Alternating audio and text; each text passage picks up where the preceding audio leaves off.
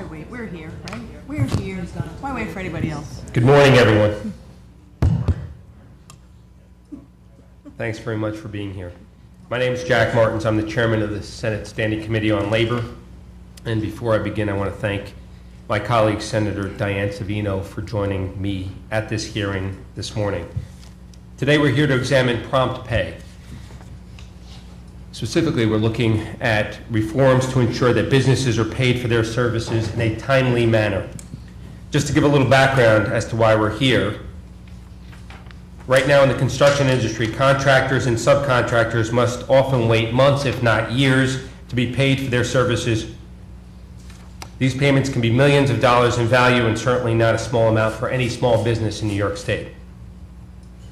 While the payments get put on hold, their expenses do not. They still must pay their employees, they must purchase materials, and deal with all sorts of other bills, including overhead. And as I've said before, and many of you have heard me say this, it's a subcontractor who carries the load on construction jobs. They pay for labor, they pay for materials, whatever those materials happen to be, and they put those materials into the project. Not only on-site, but actually build them into the project. And then they wait to be paid. And so the question here is, what is reasonable for someone to wait to be paid when they're already out of pocket, literally hundreds of thousands, if not millions of dollars, and they're expected to continue to provide labor and materials, and oftentimes that's what leads to contractors and subcontractors being strangled, literally, out of business. The most basic rule in business, as I think we all agree, if money is only going out and not coming in, you can't survive. So when companies experience these lengthy payment delays, it results in serious cash flow and liquidity problems that jeopardize their ability to stay in business. That threatens economic development, hinders business growth, and puts jobs at risk. If a contractor can't make payroll, that means they're laying people off. And so from a labor standpoint, and I think that's an incredibly important part of our discussion here, is the ability of contractors to keep people employed, not laying them off, staying in business, and as a side note, getting the project done. At the hearing, we'll get input from stakeholders about steps that can be taken to address these issues. We thank everyone for attending. And for the record, the following groups were unable to attend and either have or will be submitting written testimony: the Dormitory Authority of the State of New York, the New York State School Construction Authority, the State University of New York Construction Fund, Northeast Regional Council of Carpenters, the New York State Building and Construction Trades Council, and the Northeastern Retail Lumber Association. We've also received written testimony from the New York State Association of Electrical Contractors. With that, I want to thank everyone once again for being with us this morning, and I'll pass opening remarks to Senator Savino. Thank you, Senator Martins. I will be very brief. I want to thank Senator Martins for holding this hearing to take a look at a bill that I was proud to draft and enact into law in 2009. And I think it's important for all the very reasons that Senator Martins just cited as to why prompt pay in the construction industry is so important. Those are the same reasons why we adopted the law back then, and I think it's equally important that every now and then we stop and take a look at, as we draft legislation and enact legislation, whether or not it makes sense, whether it's having a profound effect on the industries that we're intending to have an effect, whether it works, and if it doesn't, what we can do to see to it that it does. So I look forward to hearing the testimony of those of you who are supposed to be aided and assisted by the prompt pay legislation, and if it isn't working, why it isn't working, what we can do to make sure that it does. So thank you, Senator Martins, and let's get to it. Let's get to it. First up, we have Joseph Hogan, Vice President, Building Services, AGC, New York State. Mr. Hogan, great to see you again. Great to see you.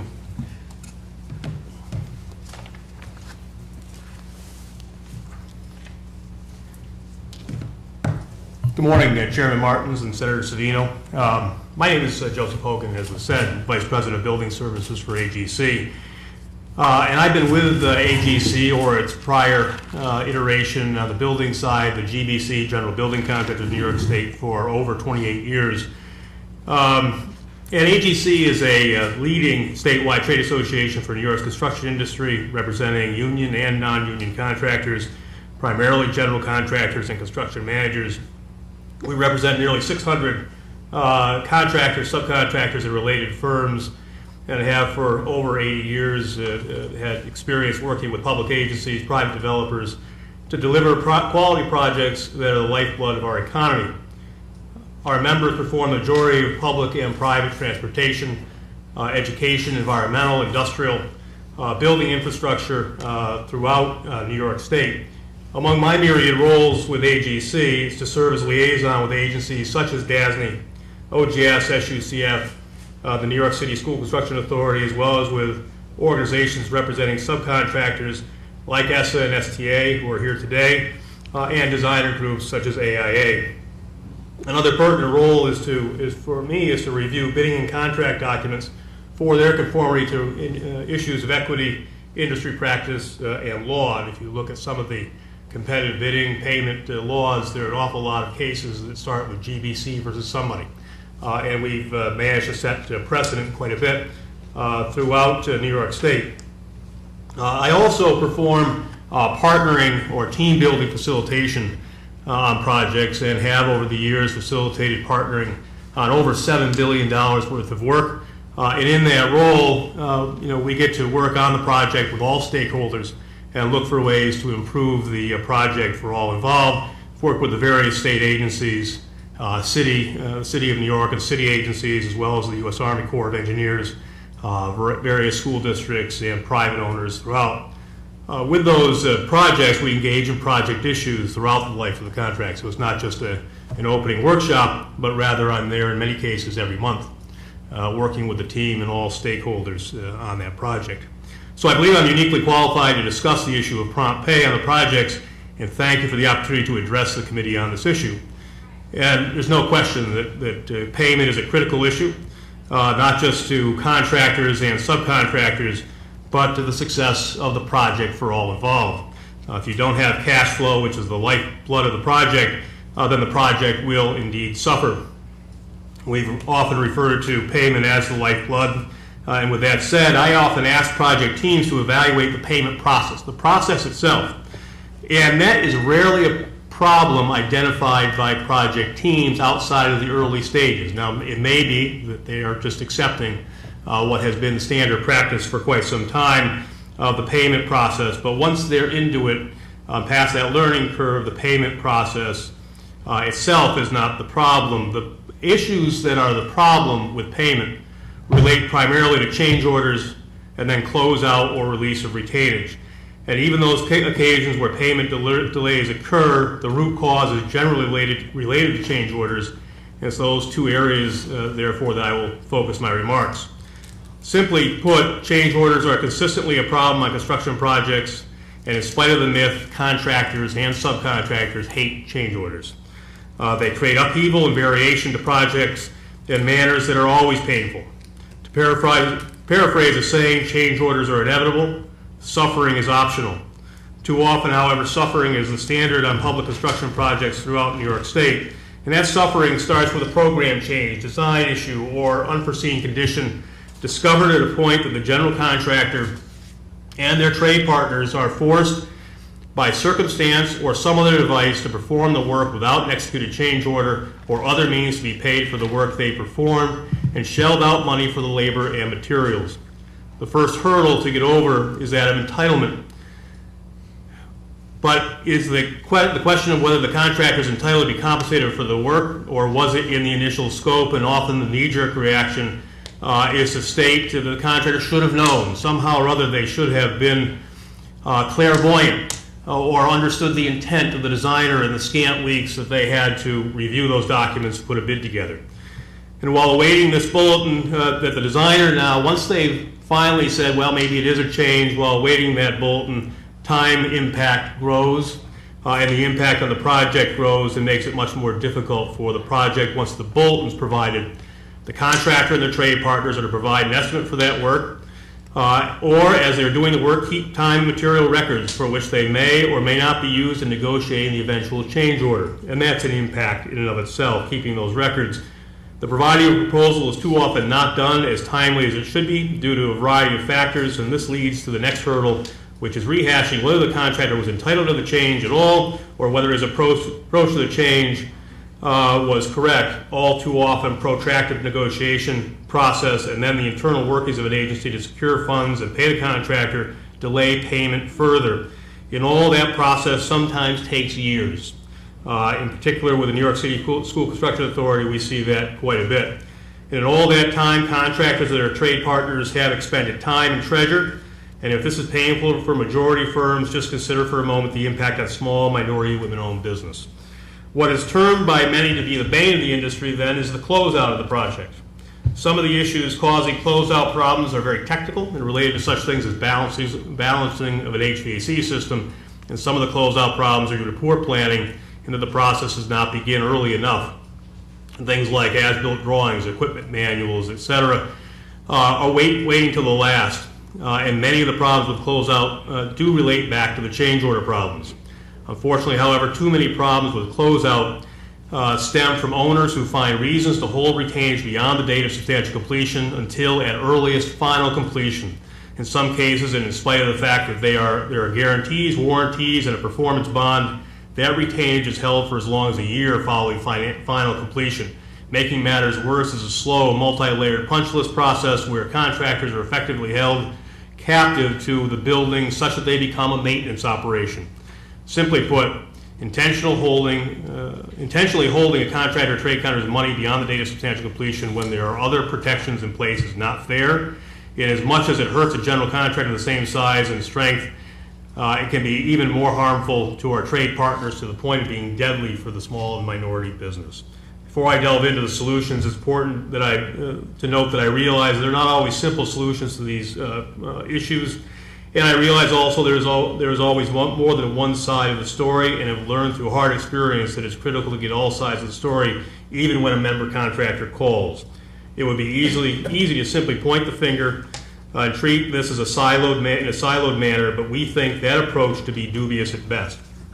So AGC is engaged in an active joint task force with ESSA, Empire State Subcontractors Association, to deal with statewide and state agency issues, and have a similar task force with the STA in New York City to deal with issues related primarily to the New York City School Construction Authority.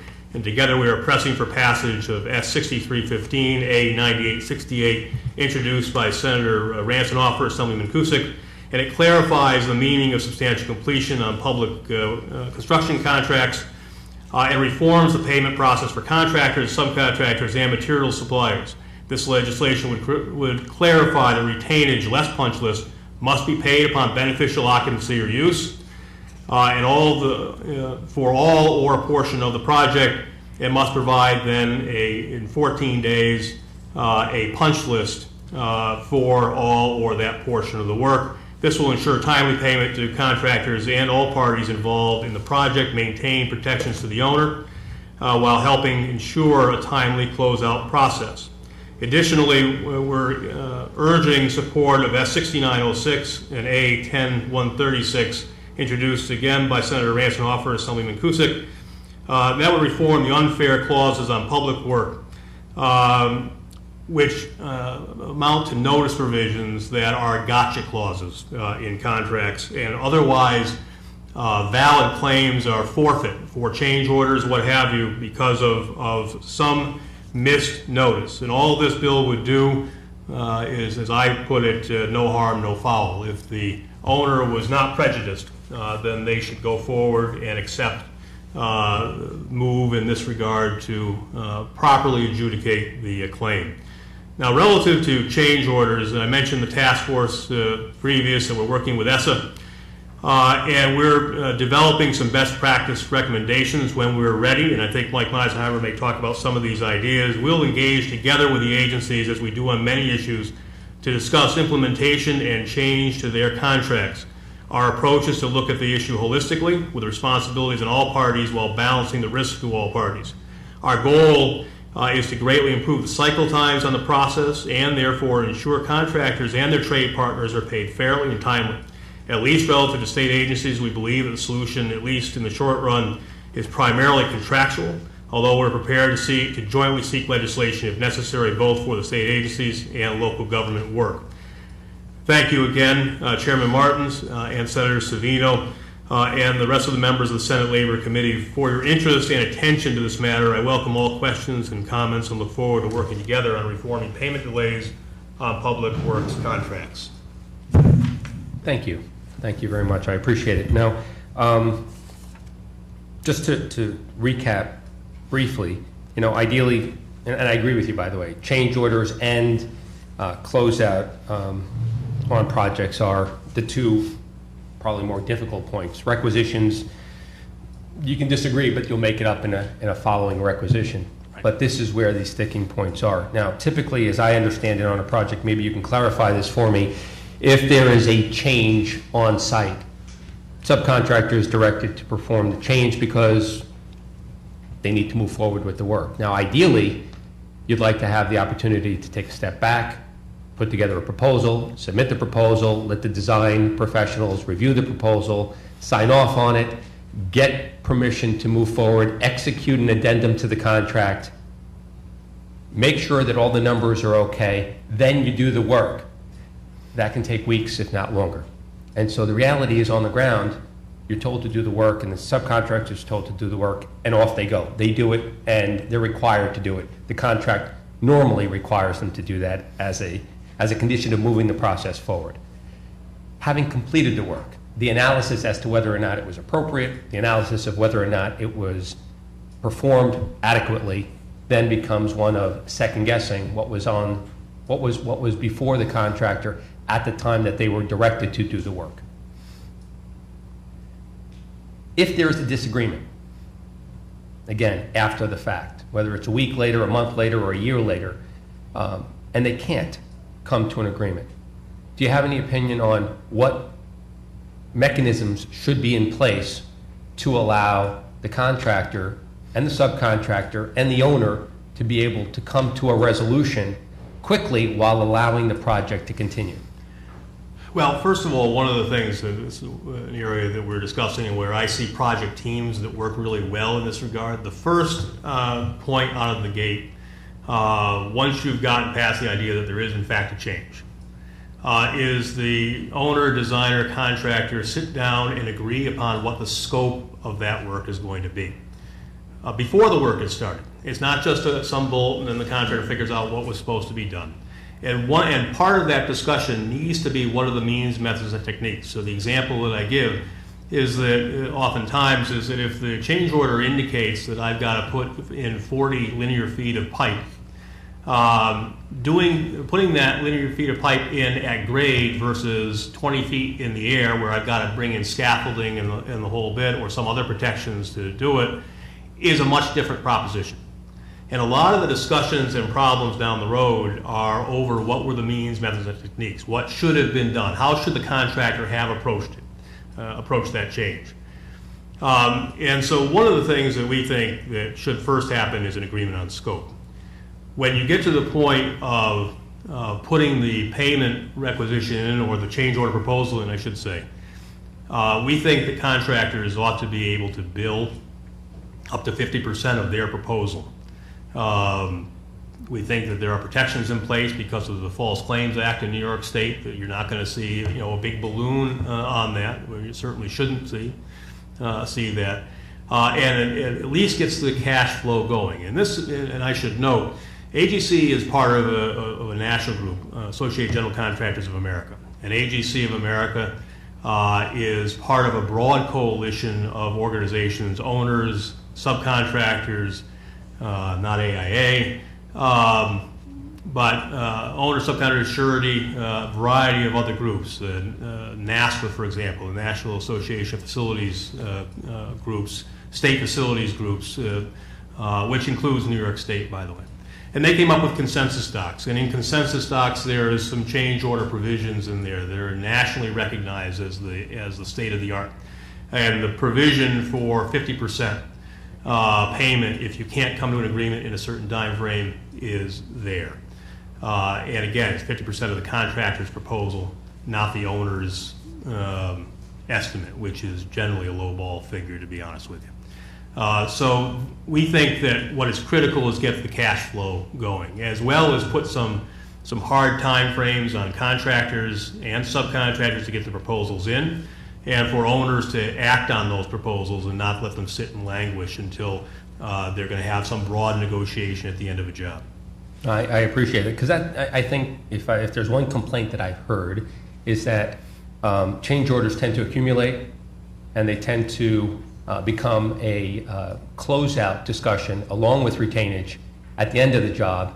And so regardless of when they came up, conveniently or inconveniently, more often than not, they tend to get pushed towards the end of the job, which means, again, that the subcontractor is financing that job.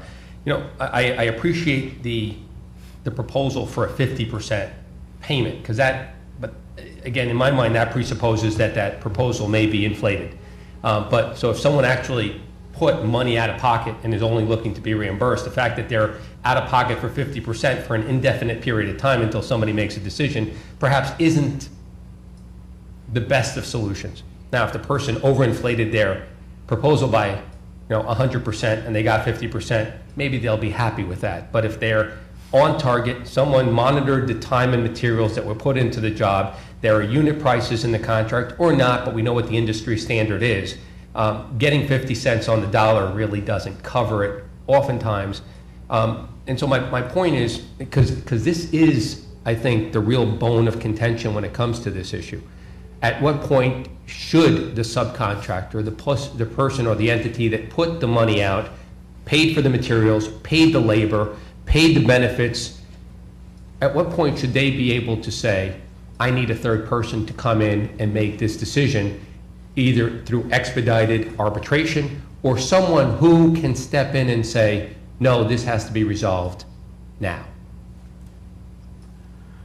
I think that's something Mike from ESSA can talk to us a little bit. It's not something that we've jumped into, but it's a good idea, is to have some form of expedited dispute resolution. I'm an arbitrator, and certainly I think arbitration is a good tool, and if you can have an expedited arbitration, the earlier the better to do that. Certainly there are contractors and subcontractors that are in the middle of a job reluctant to pull that trigger, even where they've got certain tools, and there are tools available, and they're afraid of retribution. They're afraid of how they're going to be treated through the rest of the job. And so we want to make sure that when we put the tools in place, that they're going to be usable tools, and we can do it's business. So I agree with you on the concept, and I think it's something that definitely we'll take back and talk about with ESSA about some ways to make recommendations to the owners. We're still our task force is still hard at work. We've come up with some language, but that's not one that we've tackled, and I've got to go back and look at consensus docs. I think there are some time frames after that initial piece of the 50% rule to create that, but let me take a look. No, I do appreciate that. The law as it currently stands, and certainly Senator Cedeno referenced her efforts back in 2009, and they set up a framework that would allow on public and private projects for a subcontractor and a general contractor with respect to the owner, and a subcontractor with respect to the GC, the ability to seek arbitration as a means of allowing for continuity. Yes, the project will continue, but it allows for a safety valve, I believe. There are some concerns. Obviously, there have been some decisions from the courts in interpreting that law, because there's a real question as to what constitutes an invoice or a final invoice. And so there have been some questions about whether or not someone who submits a change order that has not yet been issued, or a request for a change order that has not been issued a change order, whether or not that constitutes a final invoice such that they can seek arbitration. So the framework, I think, that we're discussing, or that we're at least advancing, is that work is done, money is spent, a request for payment is submitted to the general contractor for the work that was completed, and that the general contractor would respond within a certain period of time. 30 days, 45 days, either accepting it or rejecting it. And if they do reject it, they would have to state reasons why they're rejecting it, such that the subcontractor can then respond to that. And if they can't agree, then there would be some form of arbitration, again, with the primary focus being that the project continue, that there not be delays, but that the subcontractors get paid so that they can in turn pay their workers, pay their material suppliers. Does that construct make sense? What worries me, which is why we're looking at this from a very holistic approach, is we want to make sure that as an industry we're putting something together that's going to work. Just on the prompt pay on private work, I think there's been maybe two times where the arbitration provision has been used since the law was put in place. So the fears about whether someone's going to actually use that tool for fear of retribution, I think, have been borne out. I know when we talk to our members, the prompt payment, but unless I've got a very egregious owner, a developer that just isn't paying, and that there's no way he's going to pay, I'm not going to bite the hand that feeds me. And so there's a real concern about making sure that what we do is done in a very holistic way. The one thing that I want to make note of just on the arbitration provision, of late with some articles in the New York Times and some other things, arbitration has generally been under attack. And I think part of it is a lack of understanding about contracts of adhesion versus negotiated contracts. But nonetheless, we hope that arbitration doesn't, in construction, doesn't have a black eye with all of that, because we think it's a very valuable and valid tool. No, I agree with you. I think arbitration's an important tool to have available. Subcontractors feeling intimidated to bring arbitration, I will tell you, much more intimidating to a subcontractor is not being able to make payroll or maxing out their line of credit with their bank in order to continue to finance a job without having any commitments as to when they're going to be repaid. That is what's intimidating to a subcontractor. Bringing the arbitration is actually something that would be welcome if there was a way of doing it without having the general contractor go to a court, bring an order to show cause to have the arbitration stopped for not having a final invoice. And that's, I think, where we need to be. We need to give them a clear path to being able to bring the arbitration. And frankly, if the general contractor feels that it may be abused, what I would suggest is have the prevailing party be responsible, or have the prevailing party have their arbitration fees reimbursed by the other party. I think that would keep everybody on the same page.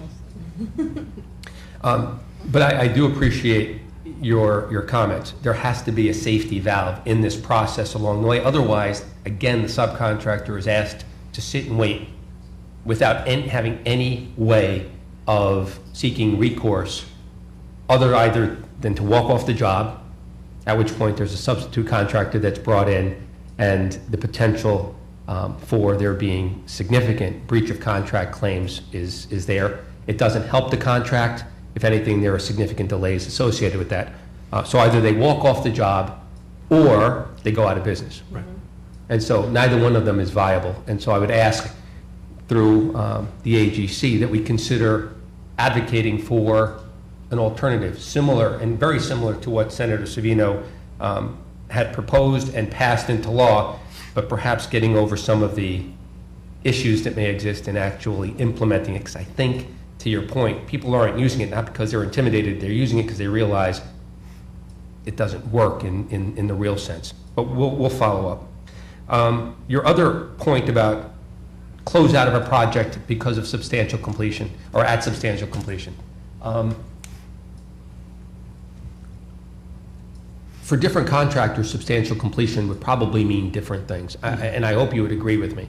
It's not necessarily when somebody occupies the building, because if you have somebody who's a tile contractor doing the work at the very end of the project, finishing up floors in a hallway, for example, that substantial completion is going to coincide with the substantial completion of the project. But if you have contractors who are on the project, earlier on, let's say, excavators, concrete contractors, dewatering contractors, supportive excavation, those contractors who are the first onto a project, they're off the project well before the project is substantially completed or occupied. Wouldn't you agree? And so should we have flexibility in terms of determining what a substantial completion of that particular trade's portion of the contract is, such that we're not holding their retainage for a year or two when they've already walked off the job, simply for purposes of having them come back and do maintenance work, which is a point I thought you brought up quite well.